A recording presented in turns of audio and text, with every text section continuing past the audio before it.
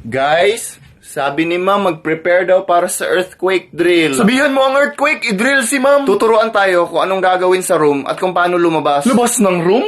Paano ba dapat lumabas? Sana all! Nagtanong muna bago may lumabas. Guys, dahan-dahan lang sa paglabas mamaya. Tatakbo ako niyan. Unahan tayo. Talon ka na lang, una ulo. Guys, may ibibigay na instruction mamaya. Yun ang sundin natin. May instruction nga na dapat isa lang yung asawa pero si ma'am may kabit. Inspiration ko si ma'am. Sana all inspired magkabit. Guys, tandaan niyo yung drop, cover, and hold mamaya sa earthquake drill. Guys, akong bala sa inyo. Kaya ko kayong iligtas sa lindol. Kaya mo rin mapigilan ng paghinga? Kanina pa kasi nangangamoy imburnal. Anong tawag sa gatas kapag lumilindol? Milkshake. Guys, mamaya sa cover, hawakan nyo ng mahigpit yung paa ng table. Sana all may hinahawakan ng mahigpit.